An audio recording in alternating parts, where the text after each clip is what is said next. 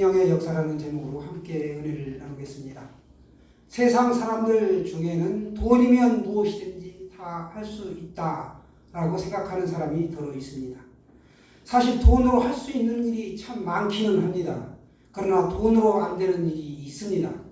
사람의 마음을 얻는 일이 어찌 돈으로 다 되던가요? 힘들고 어려운 사람을 우리가 온 마음을 다해 도와주면 그 사람의 마음을 얻을 수가 있습니다. 반대로 돈을 주면서도 내가 으스대거나 또 은근히 무시하면서 돈을 주게 되면 그 사람의 마음을 얻을 수 없겠지요. 하나님의 일에도 돈이 반드시 필요합니다. 선교와 복음 전파를 위해서도 또 선물도 필요합니다. 그만한 장소가 필요하고 장비가 필요하고 이모저모로 요긴하게 돈이 사용됩니다. 우리 교회가 전도용 마스크와 주보 혹은 또 전도지를 사람들에게 가끔 이렇게 주고 있는데, 주면 받아가지고 주보나 전도지는 바닥에 버리고 마스크는 가져갑니다. 간혹 가다가 또 어떤 사람은 다시 와서 한 장만 더 주세요 그럽니다. 교회에서 이렇게 전도지나 주보나 이런 마스크를 무료로 주는 것은 예수님 믿으라고, 제발 복음 좀 듣고 예수님에 대해서 아시고 함께 천국 가자고 드리는 것인데 그렇지를 못하고 있습니다. 그러나 우리는 비록 이것이 낭비처럼 보일지라도 멈출 수가 없습니다. 왜냐? 한 영혼이 천하보다 귀하기 때문에 그렇습니다. 받는 사람들은 그 전도지 하나가 얼마나 귀한 복음인지 말씀인지를 전혀 알지 못합니다. 안타까울 따름이죠. 성령이 없기 때문에 알 수가 없습니다. 초대교회에 스데반을 비롯한 7 집사를 세우게 됩니다. 안수하여 세우죠. 그래서 요즘으로 말하면 안수 집사가 되겠습니다. 성경의 집사라고 나오는 것들은 죄다 안수 집사를 지칭하고 있습니다. 이 7 집사들은 공동체에 먹을거리를 챙기고 서로 돌아와 섬기고 이렇게 그런 일도 귀하게 잘했지만 복음을 들고 나가서 전하는 것도 참 잘했다라는 것입니다. 지혜와 성령으로 복음을 증거했던 것입니다. 앞장인 7장에 보시면은 7 집사 중에 한 분인 스데반 집사님이 최초로 순교하는 사건이 기록되고 있습니다. 스데반 집사의 순교를 시작으로 이 예루살렘 교회에 대한 대대적인 핍박이 일어나기 시작합니다. 그런데 이 일로 인하여 그 핍박을 위하여 각지로 흩어지게 되죠. 그러면서 복음이 더 널리 증거되는 역사가 나타났습니다. 경건한 사람들이 모여 이 죽음당한 스데반 집사를 장사하였고, 또 이 스데반을 죽이는 장소에 사울이 거기 있었습니다. 사람들이 사울 앞에 옷을 벗어서 던졌다. 사울이 지도자라는 것이죠. 나중에 바울로 이제 헬라어로 이렇게 바울로 기록이 되는데, 이 사람이 신약 성경 13권을 기록하고 히브리서까지 포함하면 무려 14권을 기록했다라고 위대한 사도가 됩니다. 그러나 이때까지만 해도 스데반 집사를 죽이는데 앞장서는 우두머리에 속했다라는 것입니다. 그래서 사울이 그리스도인들을 미워하여 어떻게 행동했는가 하면, 교회를 진멸하기 위해 집집마다 들어간 남녀를 끌어다가 옥에 가두고 그들을 넘겼습니다. 사울을 중심으로 열심 특심인 유대인들이 그리스도를 본격적으로 핍박했던 것이죠. 예루살렘에 불어닥친 이 큰 환란으로 인하여 이 경건한 그리스도인들이 복음을 들고 어디로까지 가느냐? 사마리아 땅으로 들어가게 되었습니다. 흩어져 들어간 것이죠. 이때 빌립 안수 집사가 복음을 들고 이제 사마리아 땅으로 들어간 것입니다. 그래서 사람들이 이 빌립의 전도를 받고 복음을 받아들이고 그가 행하는 표적도 보고 능력도 보았던 것입니다. 그러면서 사람들에게 들어갔던 귀신이 떠나가고 또 많은 중풍병자와 못 걷는 사람들이 다시 걷게 되는 놀라운 역사가 일어났습니다. 복음이 사마리아 땅에 들어가니까 부모지었던 그곳이 아주 놀라운 복음의 역사가 나타났던 것입니다. 복음에는 이와 같이 폭발적인 능력이 있습니다. 그래서 우리가 다이나마이트가 이 권세와 능력의 권능의 원조라는 것이죠. 당시 사마리아 땅은 유대인들에게는 아주 가깝고도 먼 땅이었습니다. 유대인들은 사마리아 사람들을 철저하게 무시했고 서로 상종하지 않았습니다. 그 이유가 무엇인가 하면 유대인과 사마리아인은 한 동족입니다. 그렇지만 북이스라엘이 멸망한 후에 아수르 왕이 바벨론과 구다 또 아이, 히맛, 스바라임 이런 지역에서 사람들을 차출해서 이 사마리아 땅으로 옮겨 살게 했던 것입니다. 우리 마치 일제시대의 사할린이라든가 이런 쪽으로 간 것처럼 그 자손들을 사마리아 땅에서 살게 하고 그 성읍에 거주하게 했던 것입니다. 이 아수르가 혼혈 정책을 펼친 것이죠. 그러면서 순수한 혈통이 점차 소멸되게 만들었습니다. 여기에 따라 이제 사마리아인들은 여호와를 경외하지 아니하였고 순수 혈통을 상실했기 때문에 자기들은 이방 민족과 우리는 피가 섞였는데 더 이상 우리는 선민의 자격을 잃었다라고 판단한 것입니다. 유대인들은 약속받은 땅을 공유할 수 없는 존재로 판단했기 때문에 사마리아인들을 무시하고 천대했던 것입니다. 또 기원전 6세기에 남왕국 유다가 멸망한 후에 바벨론에서 돌아온 포로들이 예루살렘 성전을 건축하려고 했습니다. 이때 사마리아인들이 참여하려고 했지만 유대인들이 한사코 거절했고 그렇게 되니까 사마리아인들이 성전 짓는 걸 또 방해하죠. 결국 서로 더 부딪히면서 미워하게 되었습니다. 또 기원전 4세기에도 사마리아인들이 그리심산에다가 자기들의 성전을 건축했는데 유대인들이 이걸 굉장히 못마땅하게 생각했습니다. 이것은 율법을 범하는 것이다 라고 지적하면서 나중에 힐키아누스가 이걸 다 헐어버립니다. 그런데도 예수님은 사마리아 지역에 들어가서 복음을 전했고 또 성경에 보면 선한 사마리아인의 비유가 등장합니다. 예수님께서 부활 승천하신 후에 예루살렘 교회에 성령이 임하신 후 복음이 확장될 때 이 빌립이 사마리아 지역에 들어가 전도하였고 놀라운 복음의 능력이 나타나게 되었습니다. 예수 믿게 된 사람들 중에 그 중에 사마리아의 큰 자라고 불리우는 마술사 시몬이 있었는데 그가 빌립과 서로 협력하여 함께 놀라운 복음을 증거하기 시작합니다. 큰 표적과 능력이 나타나게 되죠. 많은 사람들이 그 결과 예수 믿게 되었습니다. 그런데 이 소문이 예루살렘에까지 전해지게 되었습니다. 그래서 이 소문을 듣고 이제 예루살렘 교회에서 사마리아도 하나님의 말씀을 복음을 받았다함을 받고 베드로와 요한을 사마리아 지역으로 파송하기로 결론을 내리고 그들을 보내게 됩니다. 예루살렘 교회는 빌립 집사의 이 사마리아 선교 소식에 너무 기뻤던 것이죠. 서로 미워하고 개, 돼지 취급하던 사마리아인들이 예수를 믿고 구원함을 받았다. 이 소식이 전해졌을 때 이 베드로와 요한은 무척 기뻤을 것입니다. 그들은 예수님과 함께 사마리아 성에 자신들이 들어갔을 때를 기억해 냈습니다. 그러면서 하나님의 뜻이 어디에 있는가 이걸 묵상했던 것이죠. 오늘 본문을 읽어보면 이들은 아무런 편견 없이 사마리아 지역으로 들어갔고 그들이 예수를 믿고 세례를 받아 구원받은 사실을 아주 확인하였습니다. 그런데 그들이 그 사실을 확인하였지만 보니까 무언가 하나 중요한 것이 빠져 있는 겁니다. 그들을 자세히 살펴보니까 성령 체험이 없는 겁니다. 예수를 믿고 물세례를 받았는데 예수님도 알고 물세례도 알고 다 아는데 복음도 아는데 성령 체험이 없는 거예요. 그래서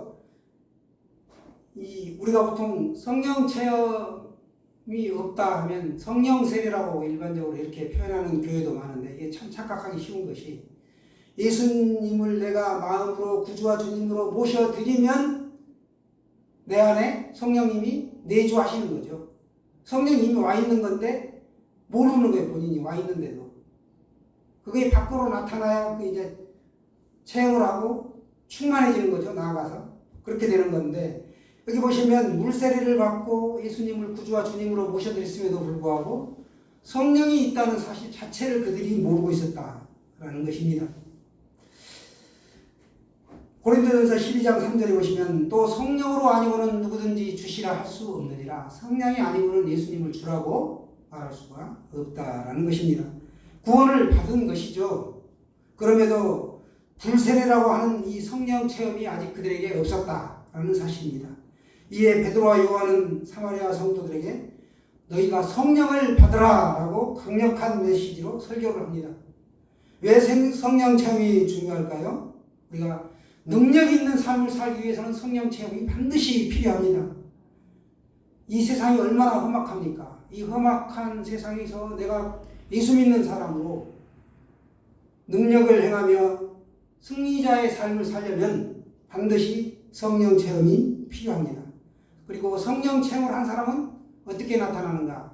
교회에서 일하는 것 말고 밖에서 사람들을 섬기게 된다는 거예요. 즉 봉사의 삶을 살게 된다. 이게 성령 체험하는 사람의 특징입니다. 여러분 우리가 전선에 전기가 흐르고 있는 거 다 알지요? 스위치 올리면 불이 들어오잖아요. 그것처럼 성령이 내 안에 지금 있어요. 내가 순종하여 행동하면 역사가 나타난다는 것입니다. 성령이 비록 눈에 보이지 않을지라도 성령의 능력을 입은 사람들이 하나님의 말씀에 순종하고 주를 위해 큰 일을 할 때 그곳에 바로 성령이 역사하십니다. 성령님은 그래서 편견이 없습니다. 누구는 되고 누구는 안 되고 하지 않는다는 것이죠. 사모하는 사람은 누구에게든지 성령을 다 부어주십니다. 사마리아 교인은 베드로와 요한의 설교 말씀을 들으면서 성령 받기를 간절히 사모했습니다. 예루살렘 교회에 임했던 성령이 오늘 사마리아 교회에도 동일하게 임했고 사모하는 모든 사마리아 교회 성도들이 다 성령을 받았습니다. 성령을 받은 이 사마리아 교회가 성령의 충만함을 춤추며 찬양하면서 그들이 하나님께 영광을 돌리게 되었습니다. 사마리아 교회의 개척자가 빌립인데 빌립 앞에는 반드시 따라붙는 타이틀 수식어가 있는데 오늘 뭐라고 말씀합니까? 전도자 빌립. 목사도 전도사도 아니요, 안수집사도 아니요, 전도자 빌립. 전도자라는 말이 꼭 붙습니다. 그만큼 이 전도자라는 직분이 귀한 것이죠. 성도들에게 안수하는 베드로와 요한 목사를 통해 강력한 부흥의 우리 사마리아와 그 교회들을 뜨겁게 역사하였습니다. 그런데 이때 성령 충만함을 입은 가운데 이 예수 그리스도를 구주와 주님으로 믿었던 불세례도 받았고 빌립비서로부터 복음을 들었던 마술사 시몬이 과거의 습관을 버리지 못하고 베드로와 요한이 능력을 행하는 것을 자기도 행하고 싶어서 돈을 주고 사서 자신도 그 능력을 행하고자 하였습니다. 즉 교만한 것이죠. 아 이거 돈 되겠네. 그리고 그쪽으로 마술사적 발상을 하여 돈벌이에 이용하려고 한 것이죠. 그러면서 뭐라고 얘기합니까? 베드로 목사님 여기 돈이 있습니다. 자 받으시고 이 권능을 내게도 주어 내가 누구든지 안수하는 사람은 성령을 받게 하여 주옵소서. 이렇게 베드로 사도에게 부탁을 합니다. 마술사 시몬은 돈을 주고 이 능력을 사서 자신이 안수하면 안수 받는 사람도 성령을 받게 하고 자신은 그걸 이용하여 많은 돈을 벌려고 했던 것입니다. 즉 성령을 자신의 장사의 도구로 사용하고자 했습니다. 이에 베드로가 강하게 책망을 합니다. 내가 하나님의 선물을 돈 주고 살 줄로 생각하였으니 내 은과 내가 함께 망할지어다 라고 저주의 말을 합니다. 하나님 앞에서 내 마음이 바르지 못하니 이 도에는 내가 관계도 없고 너는 분깃도 없다 라고 강력하게 책망한 것입니다. 그러면서 너의 이 약함을 회개하고 주께 기도하라. 혹 마음에 품은 것을 사하여 주시리라. 내가 보니 너는 악독이 가득하여 불의에 매인 바 되었도다. 회개하라는 겁니다. 그것만이 네가 살 길이다. 이렇게 마술사에게 얘기한 것입니다. 그동안에 그가 스승으로부터 마술을 배워 엄청난 부를 이루었고 그 지역에서 아주 영향력을 행사하는 사람으로 떵떵거리고 사마리아 지역에서 살았는데 복음을 듣고 보니까 귀신이 떠나가고 안진뱅이가 일어나고 베드로 사도와 요한이 또 능력과 큰 표적들을 행하니까 정말 이거는 자기가 알고 있는 그 마술하고는 비교가 안 되는 겁니다. 이거면 내 인생은 정말 화려하게 멋지게 살 수 있겠구나. 이런 그릇된 생각을 한 것입니다. 그런데 그는 철저히 자신의 잘못을 깨닫고 회개해야 했지만 베드로의 책망이 두려워서 그냥 베드로에게 저를 위해서 중보기도 해주십시오. 합심기도 해주십시오 하고 요청한 것입니다. 하나님, 제가 잘못했습니다. 저의 죄를 용서해 주옵소서 하고 납작 엎드려서 눈물로 회개해야 했음에도 불구하고 그는 절대로 그렇게 하지 않고 그냥 베드로 사도에게 부탁만 한 것입니다. 이걸 봤을 때 이 마술사 시몬은 구원받았지만 실족한 것으로 보입니다. 옛날의 그 상황으로 다시 돌아간 것이죠. 아니, 어떤 면에서 보면 옛날보다 더 악하게 변한 것이죠. 왜 그런가 하면 자기 자신을 위해서 살기 때문에, 하나님을 위해 사는 삶이 아닌 자기 자신이 우선인 삶, 모든 것을 자기가 판단하고 자기 계획대로 이끌어 나가는 삶을 살게 되었다라고 보여집니다. 사마리아 교회가 성령을 받은 것을 예루살렘 교회가 기뻐하였듯이 오늘 우리들에게도 성령의 강력한 기름 부음의 역사가 있기를 원합니다.